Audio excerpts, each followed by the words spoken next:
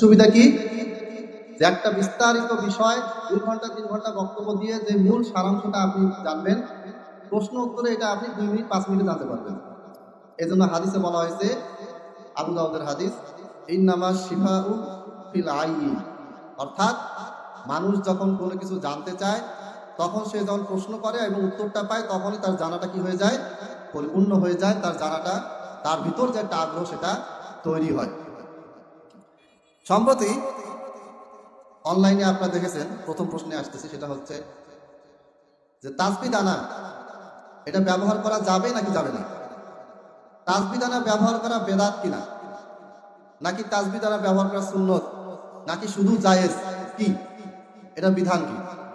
এই তাসবিহ দানাকে কেন্দ্র করে প্রচুর প্রশ্ন আসার কারণ হচ্ছে, কোনো এক বক্তা আলোচনা করতে গিয়ে তাসবিহ দানাকে বেদাত বলে এটাকে ছিঁড়ে পায়ে ফেলে দিয়েছে। এটার কারণটা হচ্ছে, আমাদের দেশে যারা দাওয়াতি কাজ করে এদের ভিতরে ম্যাক্সিমামেরই দাওয়াতি কাজ করার পদ্ধতি সম্পর্কে জানা নেই। মনে করলো যে আমি 2-4টা বই পড়লাম, উঠলাম, খুতবা দিলাম, বক্তব্য দিলাম, বাস শেষ হয়ে গেল। না, দাওয়াতি কাজ একই বিষয় 10 জায়গায় 10 ভাবে উপস্থাপন করতে হয়। মানে একই কথাই 10 জায়গায় বলবেন, কিন্তু একই কথাই বলবেন, কিন্তু উপস্থাপনটা হবে 10 রকম। আমি একটা উদাহরণ দেই। এক আরব বেদুইন, বেদুইন মানে হচ্ছে যারা আরবে যারা রাখাল ছিল, মরুভূমিতে তারা চাষাবাদ করত, মরুভূমিতে ছাগল উট তারা চালাতো। এই রাখালের যারা ছিল, মানে আরবের যারা গ্রামীণ পরিবেশে বসবাস করত, তাদেরকে বলা হয় আরব বেদুইন, যাদেরকে হাদিসে বলা হয়েছে আরবি। এইরকম একজন ব্যক্তি, তিনি মুসলমান না কাফের সেটা হাদিসে বলা হয়নি। এই ব্যক্তিটা মসজিদে আসলো, মসজিদের নববীর এক পাশে গিয়ে তার পেশাব করতে মন চাইলো, সেখানে সে পেশাব করে ফেললো। সে দেখেছে যে এটা তো কোনো পাকা বিল্ডিং না, এটা কোনো বাড়িও না, আর এটা যে মসজিদ, এটা যে আল্লাহর ঘর, এই জ্ঞানটাও তার নাই। সে তখন কি করলো, তার মন চাইছে, সে এক জায়গায় বসে এই পেশাব করার মতো একটা গোপন কাজ সে প্রকাশ্যে সে করে ফেললো। আরো বেদুইন লোক, গ্রাম থেকে আসছে, একেবারে মূর্খ লোক, কিছু জানে না। নাস, লোকেরা মানে সাহাবীরা রাগ হয়ে গেলেন এবং তাকে ধরে বকাবকি করতে চাইলেন, তাকে ধমক দেওয়া শুরু করলেন। ফানাহান নবী সাল্লাল্লাহু আলাইহি ওয়াসাল্লাম, তখন আল্লাহর নবী সাল্লাল্লাহু আলাইহি ওয়াসাল্লাম কি বললেন, সাহাবীদেরকে নিষেধ করলেন যে না, খবরদার, একে ধমক দিবা না। চিন্তা করেন, একটা লোক মসজিদে এসে সে মসজিদটাকে নাপাক করে দিল, মসজিদে একটা কোনাকে সে নাপাক করে ফেললো। এটা কিন্তু ছোটখাটো অপরাধ না, এটা খুবই ন্যাক্কারজনক, একটা খুবই খারাপ একটা কাজ। কেউ যদি এটা মসজিদকে ইচ্ছাকৃতভাবে বা কোনো মাদ্রাসাকে বা যেখানে কোরআনের জ্ঞান, এক কথা ইসলামী কোনো পরিবেশকে কেউ যদি নোংরা করার জন্য এই কাজটা করে, তাহলে সে কুফরি কাজ করবে। এত বড় গুনাহ লোকটা করলো, সাহাবীরা তাকে ধমক দেওয়া শুরু করলেন। আর আল্লাহর নবী সাল্লাল্লাহু আলাইহি ওয়াসাল্লাম তাকে কি বললেন, না, তোমরা এই লোকটাকে ধমক দেবে না। আল্লাহর নবী পাল্টা আরো সাহাবীদেরকে ধমক দিয়ে থামিয়ে দিলেন। কেন? এরপর আল্লাহ নবী সাল্লাল্লাহু আলাইহি ওয়াসাল্লাম সেই লোকটাকে ডাকলেন, ডাকার পরে বললেন যে এটা হচ্ছে আল্লাহর ঘর, এটা হচ্ছে জিকির আজকারের ঘর, এখানে সালাত আদায় করা হয়, এখানে আল্লাহর নাম নেওয়া হয়, এইখানে পেশাব পায়খানা করা এটা কি যাবে না? এটা ওই কাজের জন্য এই ঘরটা নয়। আবার দেখা গেছে সাহাবীদের ভিতর থেকে কেউ একটা কথা বলেছেন, নবী সাল্লাল্লাহু আলাইহি ওয়াসাল্লাম সাথে সাথে রাগ হয়ে গেছেন। এই লোকটা যে পেশাব করার মতো কাজটা করেছে, এত বড় ভুল কাজও কোনো সাহাবী করে নাই, কিন্তু নবী রাগ হয়ে গেছেন। কারণ কি? কারণ ওই সাহাবীরা তো জানে, কোরআন হাদিস জানে, তাদেরকে আল্লাহর নবী অনেক কিছু শিখিয়েছেন, জানার পরও ভুল করেছে, এই কারণে নবী রাগ করেছেন। আর এই লোকটা সে কিচ্ছু জানে না, সে মসজিদ জানেই না মসজিদ কি জিনিস, সে ইসলাম সম্পর্কে কিছুই জানে না, সে জানে না জিকির আজকার কি, সে জানে না সালাত কি। এই লোকটা যখন এই কাজটা করলো, তখন আল্লাহ নবী সাল্লাল্লাহু আলাইহি ওয়াসাল্লাম, যেহেতু সে মূর্খ, কিচ্ছু জানে না, এই জন্য আল্লাহ নবী সাল্লাল্লাহু আলাইহি ওয়াসাল্লাম কি করলেন, ধৈর্য ধারণ করলেন, সবাইকে থামিয়ে দিলেন। যাওয়ার পরে লোকটাকে কি করলেন, সুন্দর করে বুঝিয়ে দিলেন। এরপরে সেই লোকটা বললেন যে হে আল্লাহ, তুমি মুহাম্মাদের উপরে রহমত করো, আর এই যে লোকটা আমাকে বকাবকি করছে এর উপর রহমত করিও না। মানে লোকটা নবী সাল্লাল্লাহু আলাইহি ওয়াসাল্লাম আসলে মুগ্ধ হয়ে গেলেন। এই জন্য আল্লাহ নবী সাল্লাল্লাহু আলাইহি ওয়াসাল্লামকে আল্লাহ তাআলা উম্মতের সর্বশ্রেষ্ঠ শিক্ষক রূপে পাঠিয়েছেন। ইন্নামা বুইসতু মুআল্লিমান, আমি শিক্ষক হিসেবে তোমাদের মাঝে প্রেরিত হয়েছি। একজন দায়ী যখন তিনি কথা বলবেন, মসজিদের খুতবায় হোক, মাহফিলে হোক, ক্লাসে ছাত্রদেরকে পড়ানোর সময় হোক, দোকানে 8-10টা লোককে নিয়ে চা খাওয়ার সময় হোক, মাঠে ময়দানে যেখানেই হোক না কেন, যখন আপনি দাওয়াতের কাজ করবেন, মানুষকে কোরআন এবং হাদিস বুঝাবেন, তখন আপনাকে কি করতে হবে?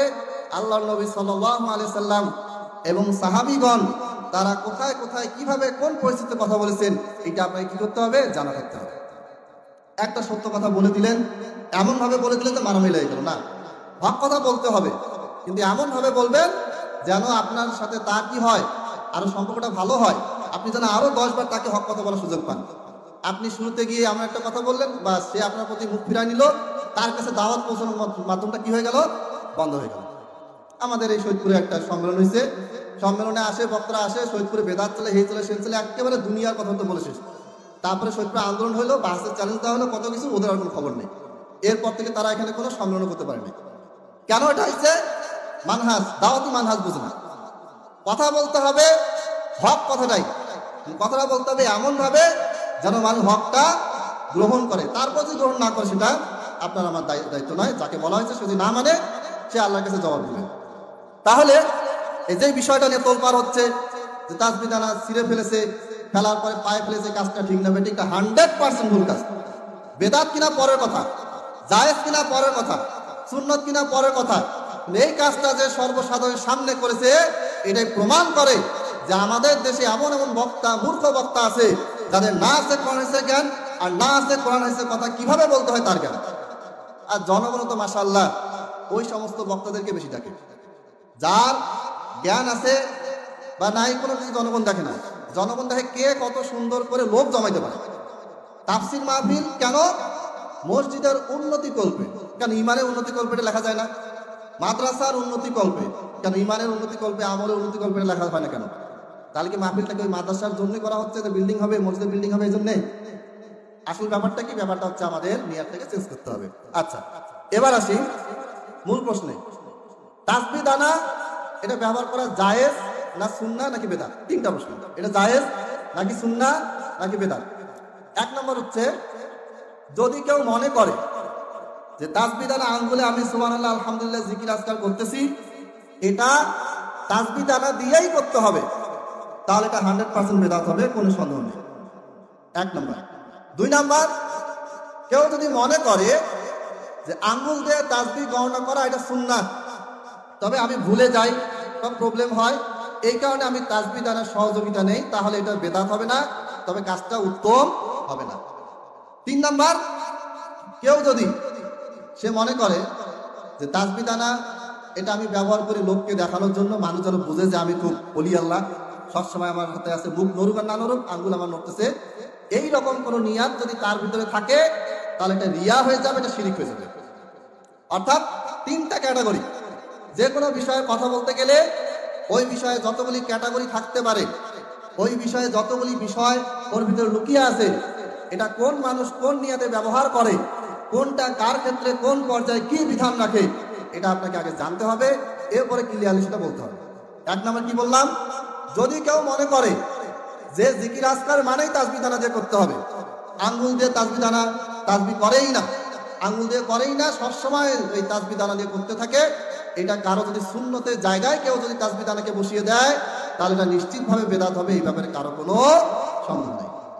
2 নম্বর, কেউ যদি বিশ্বাস করে, এই আকীদা রাখে যে আঙ্গুল দিয়ে তাসবিহ দানা তাসবিহ গণনা করতে হবে, এটা সুন্নাহ, আল্লাহর নবী সাল্লাল্লাহু আলাইহি ওয়াসাল্লাম আঙ্গুল দিয়ে তাসবিহ পাঠ করেছেন, এটা সুন্নাহ, কিন্তু কোনো কারণে মনে থাকে না বা অলসতাবশত আমি তাসবিহ দানার সাহায্যে তাসবিহ পাঠ করি, তাহলে এটা জায়েজ হবে, কিন্তু সুন্নাহ বা উত্তম হবে না।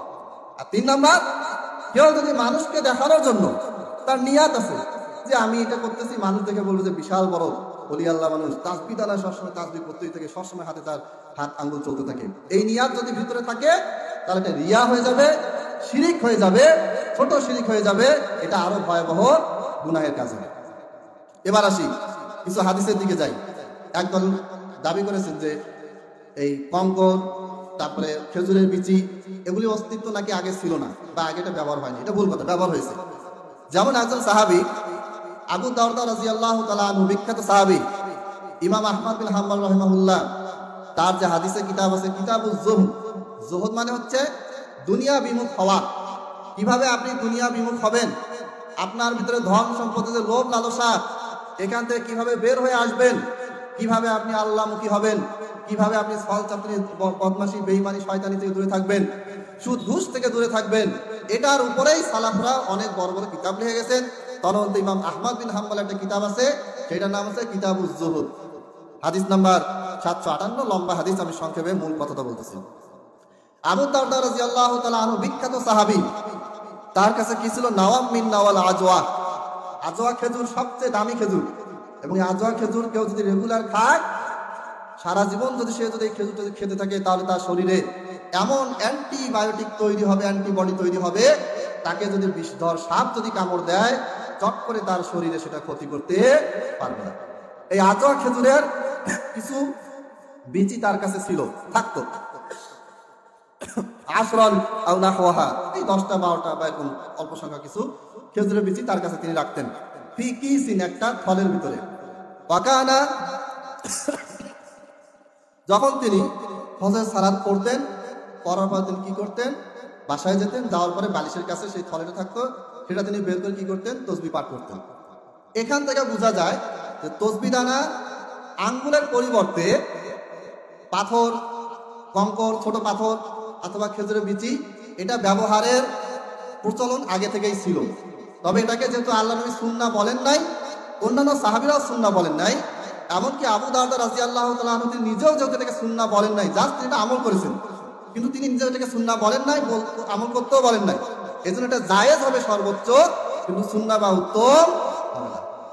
আরেকটা হাদিস আছে আবু দাউদের 1500 নম্বর হাদিস, মিশকাত 2311 নম্বর হাদিস। এই হাদিসটা বর্ণনা করেছেন আয়েশা বিনতে সাদ বিন আবি ওয়াক্কাস, একজন মহিলা হাদিস বর্ণনাকারী, তিনি তার বাবা থেকে বর্ণনা করেছেন যে আন্নাহু দাখালা মা রাসূলিল্লাহি সাল্লাল্লাহু আলাইহি ওয়াসাল্লাম আলা ইমরাতিন, যে আমার বাবা আল্লাহর রাসূল সাল্লাল্লাহু আলাইহি ওয়াসাল্লামের সাথে প্রবেশ করলেন, আলা ইমরাতিন, একটা মহিলার ঘরে বা একটা মহিলার কাছে গেলেন। ওয়াবাইনা ইয়াদাইহা নাওয়ান আও হাসান, আর সেই মহিলার সামনে কিছু কি ছিল? বিচি ছিল, কঙ্কর ছিল। তুসাব্বিহু বিহি, সেই মহিলাটি তার হাতের কাছে থাকা কঙ্কর বা বিচি দিয়ে কি করছিলেন? তসবিহ পাঠ করছিলেন। ফাকালা নবী সাল্লাল্লাহু আলাইহি ওয়াসাল্লাম, আল্লাহর নবী সাল্লাল্লাহু আলাইহি ওয়াসাল্লাম বললেন তাকে, উখবিরুকি বিমা হুয়া আইসারু আলাইকি আও হুয়া আফদালু, যে আমি তোমাকে এমন একটা উপায় বলে দিচ্ছি, যেটা তোমার এই কঙ্কর দিয়ে, এই বিচি দিয়ে তাসবিহ পাঠ করা চাইতে তোমার জন্য বেশি সহজ হবে এবং তোমার জন্য বেশি উত্তম হবে। সেটা কি? এটা হচ্ছে আঙ্গুল দিয়ে তুমি সুবহানাল্লাহ, আলহামদুলিল্লাহ এগুলি পাঠ করবে। তাহলে এই হাদিসটাকে কিছু কিছু আলেম জয়ীফ বলছেন, তবে হাদিসটা জয়ীফ নয়, হাসান পর্যায়ে গ্রহণযোগ্য। তাহলে বোঝা গেল যে আল্লাহ নবী সাল্লাল্লাহু আলাইহি ওয়াসাল্লামের জামানায় এইভাবে করে তাসবিহ পাঠ করার ক্ষেত্রে বিচি কঙ্করের সাহায্য নেওয়া এটা প্রচলন ছিল, কিন্তু আল্লাহ নবী সাল্লাল্লাহু আলাইহি ওয়াসাল্লাম এটাকে ডাইরেক্ট নিষেধও করেন নাই, এটা বিরুদ্ধ বলেন নাই, কিন্তু তার চেয়ে উত্তম পন্থা বলে দিয়েছেন। আর উত্তম পন্থাটা কি? সেটা হচ্ছে আঙ্গুল দিয়ে কি করা? তসবিহ পাঠ করা। আর এই কিয়ামতের দিন আঙ্গুল কি করবে? আল্লাহ তাআলার কাছে আপনার আমার পক্ষে হয়ে সুপারিশ করবে, হে আল্লাহ, আপনার এই বান্দা তার হাতের আঙ্গুল দিয়ে কি করেছে? আপনার তসবিহ পাঠ করেছে, আপনার প্রশংসা করেছে, আপনার জিকির আজকার করেছে। তাহলে যেহেতু এই জিনিসটা ওই সময় ছিল, কিন্তু আল্লাহ নবী সাল্লাল্লাহু আলাইহি ওয়াসাল্লাম এটাকে সুন্নাহ হিসেবে ঘোষণা দেন নাই, সাহাবীরাও সুন্নাহ হিসেবে ঘোষণা দেন নাই, বরং আল্লাহ নবী সাল্লাল্লাহু আলাইহি ওয়াসাল্লাম বললেন, এর চাইতে উত্তম জিনিস আমি তোমাকে শিখাই দিচ্ছি। আর সেই উত্তমটা কি? সেটা হচ্ছে আঙ্গুল দিয়ে তসবিহ গণনা করা। এই ব্যাপারে কোনো আলেমের কোনো দ্বিমত নাই। সমস্ত আলেম, আমার জানা মতো 4 মাযহাব থেকে শুরু করে সমস্ত আলেম, পূর্বের সমস্ত আলেম তারা একমত যে আঙ্গুল দিয়ে তসবিহ গণনা করা সুন্নাহ। এটা হচ্ছে আফদল, সর্বোত্তম, এটা হচ্ছে আইসার, সবচেয়ে সহজ। তাহলে আমাদের বিশ্বাসটা কি? আমাদের বিশ্বাসটা হয়ে গেছে এরকম যে আঙ্গুল দিয়ে পাঠ করতে করতে আমার কি হয়ে যাচ্ছে? ভুল হয়ে যাচ্ছে, কঠিন হয়ে যাচ্ছে, এই জন্য আমরা তসবিহ দ্বারা পাঠ করি না। আপনি একবার আল্লাহর উপর ভরসা করে, আপনার বয়স যতই হোক না কেন, আপনি নবীর কথাটা মাথায় রাখেন। নবী সাল্লাল্লাহু আলাইহি ওয়াসাল্লাম বলেছেন, কোনো কিছু দিয়ে তাসবিহ পাঠ করার চাইতে আঙ্গুল দিয়ে তাসবিহ পাঠ করাটা বেশি সহজ, অতএব এটা আপনার আমার জন্য বেশি সহজ। হ্যাঁ, শেষ বয়স এমন বয়স হয়েছে কোনোভাবে কোনো কিছু মনে থাকে না, তাদের হিসাবটা ভিন্ন। কিন্তু আপনি আমি চাইলেই নবীর সুন্নাহ এবং সবচেয়ে উত্তম, যেখানে নবী সর্বোত্তম বলেই দিয়েছেন, সেখানে সর্বোত্তম বাদ দিয়ে জায়েজে যাওয়ার দরকার নেই। তারপরেও কেউ যদি যায়, সেটাকে বিদআত বলা যাবে না। অতএব এইভাবে করে তাসবিহ দানা ছিঁড়ে ফেলা এবং এটা কেন্দ্র করে একটা ঘোলাটে পরিবেশ তৈরি করা, এটা সালাফি মানহাজকে সালাফি দাওয়াতকে কি করা হচ্ছে, প্রশ্নবিদ্ধ করা হচ্ছে। এখানেও একটা দলিল আছে, সিরাজে ফেলছে তারও দলিল আছে। কি দলিল?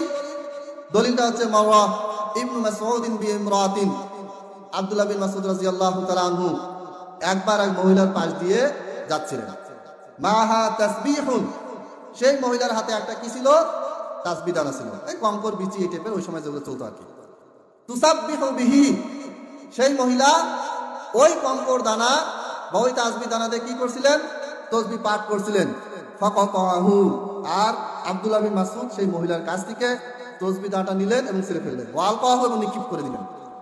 সুম্মা মাররা বিরাজুলিন, অতঃপর আব্দুল্লাহ বিন মাসউদ আরেকজন পুরুষ ব্যক্তির পাশ দিয়ে যাচ্ছিলেন, ইউসাব্বিহু বিহাসা, সেই লোকটি পাথর দিয়ে তাসবিহ পাঠ করছিল। ফাদরাবাহু বিরজিলিহি, আব্দুল্লাহ বিন মাসউদ পা দিয়ে তাকে লাথি মারলেন। সুম্মা ক্বাল লাকাদ সাবাকতুম, তোমরা বেশি বেশি আগায় গেছো, বেশি পণ্ডিত হয়ে গেছো। রাকিবতুম বিদআতান যুলমান, তোমরা একটা অন্ধকারাচ্ছন্ন বেদাতে পতিত হয়েছো। আচ্ছা, প্রথম কথা হচ্ছে এই হাদিসটা যদি আমরা একটু খেয়াল করি, কোন সাহাবীর পক্ষে এরকম আচরণ করা সম্ভব না। এটা আপনি আমিও করবো না, যে একটা মহিলা একটা কোনো কিছু নিয়ে তাসবিহ পাঠ করতে চায়, আপনি তার টানে ছিঁড়ে ফেলে দিবেন, এই কাজটা অন্তত আমি করবো না। আর সাহাবী তাহলে বড় মানুষ, তাহলে কিভাবে করতে পারেন? আবার বলা হয়েছে তিনি পা দিয়ে লাথি মারলেন, এটাও আদবের বিপরীত, কোন সাহাবী থেকে এরকম কোন আচরণ প্রমাণিত নয়। তাহলে কি হবে? এই হাদিসটা হচ্ছে দুর্বল, এই হাদিসটা প্রমাণিত নয়। নাসিরুদ্দিন আলবানী রাহিমাহুল্লাহ সিলসিলা যঈফা 83 নম্বর হাদিসের আলোচনায় এই হাদিসটা আনার পরে বলেছেন, ওয়াসানাদু সহিহুন ইলা সাল ওয়া হুয়া সিকাহ মিন আতবাঈত তাবিঈন ফাসানাদু মুনকাতিউন, মানে এই হাদিসটা আব্দুল্লাহ বিন মাসউদ থেকে যিনি বর্ণনা করেছেন তার নাম হচ্ছে সাল, দন্ত সয়কে সা ল আর ত, সাল একজন ব্যক্তির নাম। এই ব্যক্তিটা হচ্ছেন তাবেঈদের ছাত্র। আল্লাহ নবী সাল্লাল্লাহু আলাইহি ওয়াসাল্লামের ছাত্র যারা, তারা হচ্ছেন সাহাবী। সাহাবীদের ছাত্র যারা, তারা হচ্ছেন তাবেঈ। তাবেঈদের ছাত্র যারা, তারা হচ্ছেন তাবেঈ। মানে হচ্ছে আব্দুল্লাহ বিন মাসউদ ছিলেন সাহাবী, আব্দুল্লাহ বিন মাসউদের ছাত্র যারা, তারা হচ্ছেন তাবেঈ, তার পরের যুগের। আর এই সাল নামক যে ব্যক্তিটা হাদিসটা বর্ণনা করেছেন, তিনি হচ্ছেন তাবেঈদের ছাত্র। মানে এটা আব্দুল্লাহ বিন মাসউদ, এটা হচ্ছে তাবেঈ, এটা হচ্ছে তাবেঈ। এই তাবেঈকে পেয়েছেন, কিন্তু সাহাবীদেরকে পান নাই। এই সাল নামক ব্যক্তি তিনি কি করেছেন, তিনি এই তাবেঈকে ডিঙ্গিয়ে, মানে এনাদেরকে পেয়েছেন, এই সাহাবীকে পান নাই, এইখান থেকে তিনি ডাইরেক্ট চলে গেছেন সাহাবীদের কাছে, অথচ সাহাবীদের যুগে তার জন্ম হয়নি। তাহলে এটা কি হলো? এটাকে বলা হচ্ছে মুনকাতে সনদ, সনদ বিচ্ছিন্ন, সূত্র বিচ্ছিন্ন। কারো কাছ থেকে শুনছে, শুনে বলে দিয়েছে, কিন্তু কার কাছ থেকে শুনছে, কে বলছে, কোনো প্রমাণ নেই। অতএব এই হাদিসটা যেটা বলা হচ্ছে, যেটা আবার ভিত্তি করে বলা হচ্ছে যে কেউ যদি তাসবিহ দানা পাঠ করে তাহলে সে টেনে ছিঁড়ে ফেলতে হবে, এই রিওয়ায়াতটা দুর্বল, এটা প্রমাণিত নয়, এটা বাতিল। কোন মুহাদ্দিস এই রিওয়ায়াতটাকে সহিহ বলে না, কেউ বলে না। আমি অনেক খোঁজাখুঁজি করছি যে একজন যদি সহিহ বলে থাকে, পূর্বের আলেমদের কেউ এটাকে বলে না। অতএব আমাদেরকে মনে রাখতে হবে, উগ্রপন্থা, কঠোর পন্থা, এটা ইসলামে সব সময় চলে না। হ্যাঁ, যেগুলো জায়গাতে মুসলমানদের বিরুদ্ধে বড় ধরনের কাজ হচ্ছে, মুরতাদরা নেমে গেছে, তাদের বিরুদ্ধে আপনি কঠোর হন, কোনো সমস্যা নেই। কিন্তু আপনি দাওয়াত দিতে গেছেন মুসলমানদের ভিতরে, হোক সে দেওবন্দি, হোক সে বেরেলভি, জামাতি, আহলে হাদিস, মালিকি, শাফিঈ, হাম্বলি, যেই হোক না কেন, ওই দাওয়াতি ময়দানে আপনাকে কি করতে হবে? এমন ভাবে কথা বলতে হবে যেন তারা আপনার কাছে আসে। লোকদেরকে ভাগিয়ে দেওয়া দায়ীদের কাজ হবে না। আল্লাহ নবী সাল্লাল্লাহু আলাইহি ওয়াসাল্লাম বাশশিরু, তোমরা সুসংবাদ দিয়ে মানুষকে কাছে নিয়ে আসো, ওয়ালা তুনাফিরু, তাদেরকে তোমরা ঘৃণা, কঠোরতার মাধ্যমে দূরে সরিয়ে দিও না। ইয়াসসিরু, তোমরা সহজ করো, ওয়ালা তুআসসিরু, তোমরা কঠিন করো না। তাহলে কি করতে হবে? আমাদেরকে খেয়াল রাখতে হবে, কথা বলার সময়, দাওয়াত দেওয়ার সময় আমাদের দায়ীদেরকে অনেক বেশি সজাগ সচেতন হতে হবে। পুরো ফতোয়ার সারাংশ এটাই, যারা পরে এসেছেন, সেটা হচ্ছে তাসবিহ দানা এটা সুন্নাহ নয়, আঙ্গুলে তাসবিহ পাঠ করা এটা সুন্নাহ। নবী সাল্লাল্লাহু আলাইহি ওয়াসাল্লাম বলেছেন যে এটা হচ্ছে বেশি সহজ এবং বেশি উত্তম, অতএব এটা বেশি সহজ, বেশি উত্তম। 3 নাম্বার, কেউ যদি মনে করে যে সবসময় আমাকে তাসবিহ দানাতেই তাসবিহ পাঠ করতে হবে, এটা তাসবিহর সাথে রিলেটেড, তাহলে এটা বেদাত হবে। 4 নাম্বার, কেউ যদি মনে করে আমার তাসবিহ দানা দেখে মানুষ আমাকে বড় হুজুর মনে করবে, বড় একেবারে মুযাক্কির, বড় জিকিরকারী মনে করবে, তাহলে এটা শিরিক, এটা হচ্ছে রিয়া, শিরিক হয়ে যাবে। 5 নাম্বার, কেউ যদি আঙ্গুলেও যদি তাসবিহ গণনা না করে, আমার মাঝে মধ্যে এরকম হয়, আমি শুয়ে আছি বা করতেছি, মনে মনে কল্পনা করতেছি যে আমি এখন 1 নাম্বার, 2 নাম্বার, 3 নাম্বার দাগে আছি, এটা মাঝে মধ্যে এটা হয়ে যায়, এটাও জায়েজ আছে, সমস্যা নেই, এটা সুন্নাহ না, কিন্তু এটাও জায়েজ আছে। এখন কথায় কথা বেদাত বলতে বলতে কেউ যদি বলে যে ভাই আপনি কল্পনায় ভাবে আঙ্গুল গুনছেন, এটাও বেদাত, একটা মুখের মতন কথা হয়ে যাবে, এটা বেদাত হবে না। বেদাত কি জিনিস? বেদাত হচ্ছে ভিত্তির দিনের ভিতরে কোনো ইবাদত ঢুকালে সেটা বেদাত। দিনের জন্য কোনো কাজ করলে সেটা বেদাত। যেমন এখানে ইট পাথর বালি সিমেন্ট রাখা হয়েছে, মসজিদে পাকা করা হবে, এটা কেন? দিনের জন্য। এখন কেউ যদি মনে করে যে এইভাবে পাকা করাটা হচ্ছে ইবাদত সুন্নাহ, তখন এটা দিনের ভিতরে ঢুকে যাবে, ইবাদতের ভিতরে ঢুকে যাবে, তখন সেটা বেদাত হবে। আমরা মনে করি বেদাত মানে হচ্ছে যেটা মানে নতুন মনে হচ্ছে এটা বেদাত। না, সব নতুনই বেদাত নয়। বেদাত হচ্ছে যেটা এমন আমল ইবাদতের ভিতরে ঢুকানো হয়েছে সেটা হচ্ছে বেদাত। আর যেটা ইবাদতের জন্য করা হচ্ছে, নতুন জিনিস কিন্তু ইবাদতের জন্য করা হচ্ছে, এটা বেদাত নয়। অনেকে বলেন যে আপনারা অমুক আমলকে বেদাত বলেন, তাহলে মাইককে বেদাত করেন না কেন? এটা হচ্ছে এটা না বোঝার কারণ। মাইক ইবাদত প্রচারের জন্য মাইক ব্যবহার করা হয়। আপনি কোরআন পড়তেছেন, মাইকে কোরআন পড়লেন, কোরআনের আওয়াজ বেশি হয়ে যাচ্ছে। আপনি আজান দিচ্ছেন, আজানটাকে আরো দূরে সম্প্রসারিত করার জন্য, দিনের জন্য আপনি মাইক ব্যবহার করলেন। কিন্তু আপনি এটা দিনের ভিতরে ইবাদত মনে করতে মাইক ব্যবহার করেন না। যদি আপনি ইবাদত মনে করেন যে হ্যাঁ আজান দিতে হবে মাইকে, এটা সুন্নাহ, তাহলে বেদাত হবে। কিন্তু এটা কেউ মনে করে না।